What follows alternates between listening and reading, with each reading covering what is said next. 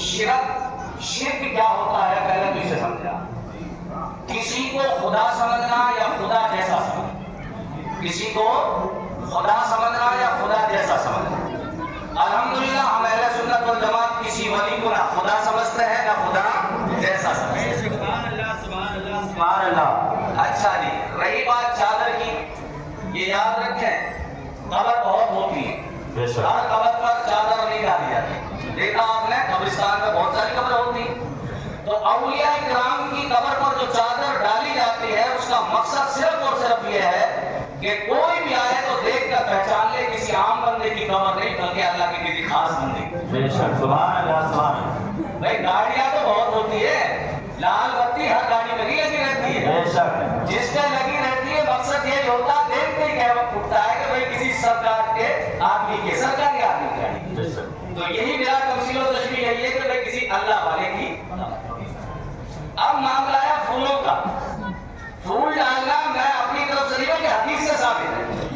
میرے آقا صلی اللہ علیہ وسلم جب قبروں کے پاس سے گزرے, دو قبروں کے پاس سے, تو میرے آقا وہاں ٹھہر گئے, فرمایا ان دو قبر والوں پر عذاب ہو رہا ہے. کمال کی بات یہ ہے کہ مردے قبر کے اندر, میرے آقا زمین کے اوپر, اب ان پر عذاب ہو رہا نہیں ہو رہا ہے, اسی کو بولتے علم ہے. صحابہ کرام ساتھ میں, میرے آقا نے فرمایا عذاب ہو رہا ہے. تو یار صحابہ کرام تو کہہ سکتے تھے وہاں پر کہ یا رسول اللہ تو غیب کی بات آپ کیسے بتا رہے ہو, مگر ان کا تو عقیدہ تھا یہ عام آدمی نہیں بلکہ امام الانبیاء ہے, اللہ نے ان کو غیب کا علم دیا. تو میرے آقا نے فرمایا دو قبر والوں پر عذاب ہو رہا ہے. ہوا میں بات نہیں, عذاب کیوں ہو رہا ہے یہ بھی بتایا.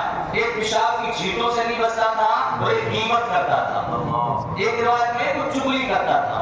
تو پتا میرے آقا صلی اللہ علیہ وسلم نے فرمایا بھائی وہ علاقہ ہے کھجور کے پیڑ زیادہ ہیں, آپ نے دو ٹہنیاں منگائی اور دونوں قبروں پر گاڑ دی. صحابہ کرام نے کہا یا رسول اللہ آپ نے ایسا کیوں کیا؟ میرے آقا صلی اللہ علیہ وسلم نے فرمایا جب تک یہ ٹہنیاں تر رہیں گی ان قبر والوں کے عذاب میں کمی ہوتی رہے. سبحان اللہ سبحان اللہ. تو اس حدیث سے پتا چلا کوئی بھی تر چیز قبر پر رکھنا میرے آقا صلی اللہ علیہ وسلم کی سنت ہے.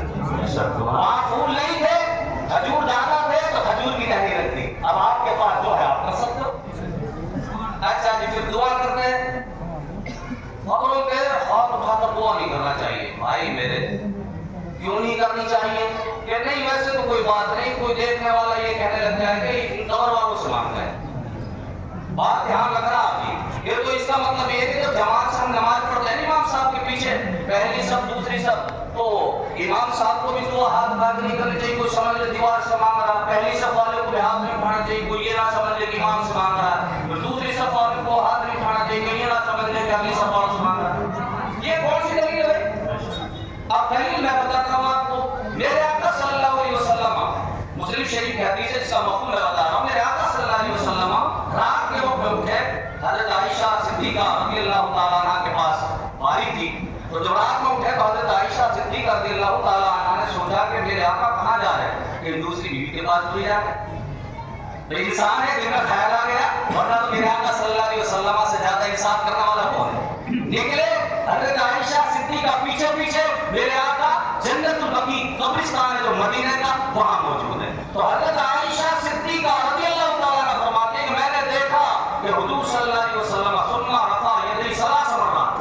سبحان اللہ سبحان حدیث کا سبحان اللہ سبحان اللہ, یدیہ ثلاث مرات, میرے آقا نے جنت البقیع میں 3 مرتبہ ہاتھ اٹھایا. سبحان اللہ. یار جب حدیث سے ثابت ہو گیا کہ قبرستان کے اندر دعا کرنا میرے آقا علیہ الصلوۃ والسلام کی سنت ہے, تو بھائی پھر ہم کسی کی کیوں مانیں؟